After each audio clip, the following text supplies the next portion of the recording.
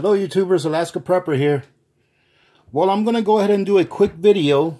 We had a subscriber, Tiny Acres, ask a question about oxygen absorbers. And his question was, or their question was, how do I know if my oxygen absorbers are good and how do I know if they're working? Okay, there's a couple of ways, okay, to know this.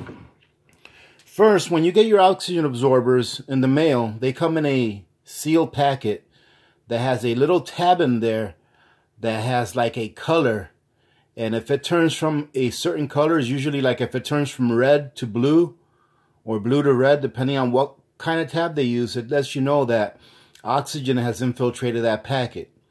But a good way to know that your oxygen absorbers are working and or if they're good is, I'm going to show you the method that I use, okay, and what I look for.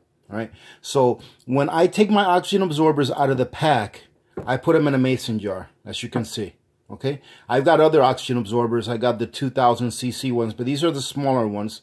These are the 100 cc ones, which work really well for if you're not working with the 5-gallon Mylar bags. I've found that a 2000 cc oxygen absorber works pretty well in a Mylar bag, as long as that Mylar bag is, you know, pretty full. Okay, you'll see that it starts to shrink the bag after a day or two. All right, once that oxygen is being taken out of the environment in there. Okay, so like I said, I seal my oxygen absorbers in a mason jar. Now, to know that your oxygen absorbers are good, I don't put that little tab in here because every time that I open this jar, a little bit of oxygen gets in there. So I don't want that tab to give me the wrong information. But I use a very simple method, and it's this. Whenever you put oxygen in a confined space such as this, what's going to happen is, whenever you put oxygen absorbers in a confined space like a jar or a packet that's sealed, what will happen is that the iron inside of these little packs is going to start oxidizing. It's going to actually start rusting. So it's pretty like iron rust, I guess you can call it, that's inside these packs. And they're in the form of dust because when you take iron and make it into dust, it gives the iron a lot more surface area to suck up more of the oxygen that's in the environment. Okay, so when the oxygen gets used up by these little packs, it'll create a vacuum. Okay, it will create a negative pressure environment in this jar. So I have my oxygen absorber stashed in here. I put a lid on this, but you don't really have to put a ring on your lid. All right, you don't have to, but I do, in order to make sure that if this container gets banged around or something, that the seal won't break on the lid. But if these oxygen absorbers are working, you'll see that your lid has a seal on it. So you see, I can pick these up by the lid. Oh, there you go. I just broke the seal. Okay, so but it had a seal in it, and if you heard it, you heard the hiss go inside. Okay, now all I have to do here is just, all I got to do is just go ahead and seal it back up. And it's good. It'll create another seal, okay? But you can see that I almost picked it up. And this is a pretty heavy jar, so that's probably why I broke the seal. But it did indeed have a seal, which means that there was no air getting in or getting out of this jar, okay? And when you're done with it, you just seal it right back up, just like you saw. Just like you saw me do, and it's going to be good. Now, how do you know if it's actually working? Well, you do the same thing, all right? So remember the milk that I got for the payday prep on Friday, yesterday. All right, I went ahead and put some of this milk up, and I'm going to put some more of it up here in a second so you can see. I went ahead and put up 3 containers. 3 of these bags fit in here. But I was thinking that maybe 3 bags is too much to have in one container. So I'm going to knock it down from a half-gallon container to just a 1-quart container. Okay, or a 1-quart mason jar. But as you can see, I've got a couple oxygen absorbers in there. I don't know if you can see them or not. I put 2 in there. And as you can see, this seal is broken. I'm not going to pull on it hard because I don't want to break it. But this lid is sealed. You see, I can move it. It's sealed. If you can see, there's no spring on the lid. All right, and as you can see, I marked it, obviously, with milk. And how many quarts this makes. Makes 9 quarts. And then I put the month and the year. But you can tell that it's working because this lid has been sealed. So it is a natural seal from the oxygen being evacuated from the area inside. this container. So that's how you know that your oxygen absorber is working in there. Whenever I put oxygen absorbers in my jars, whenever I dry pack like this, I always make sure that I put the lid on nice and snug. Just to make sure that this doesn't get knocked around or something and then the seal is broken by mistake and then that it's just laying there and you don't know that it's actually allowing oxygen to get inside and contaminate the food. All right, so it's pretty simple. It's really not rocket science. So I'm going to go ahead and jar up one of these jars so that you can see actually how much milk you get out of one of these containers, because it's actually a pretty good amount. I didn't think it'd be that much.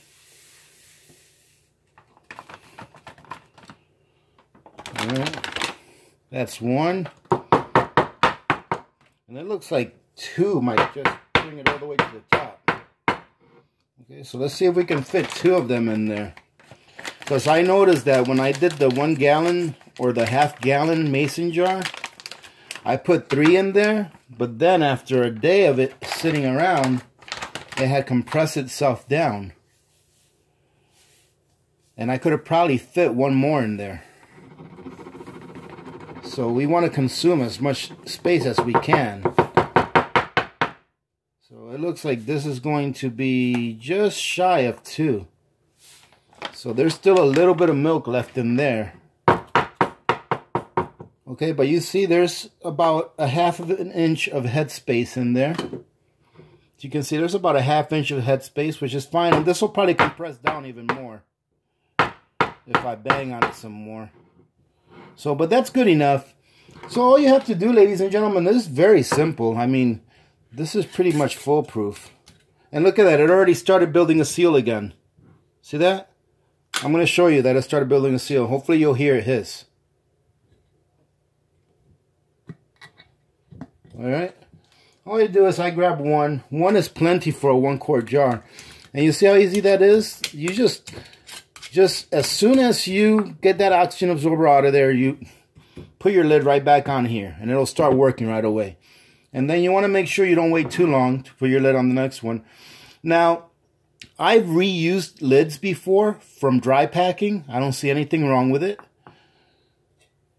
In this case, I'm using brand new lids because I couldn't find any reused dry packing lids. I have other lids that I've used from pressure canning or doing the warm bath method, but I didn't have any from dry packing.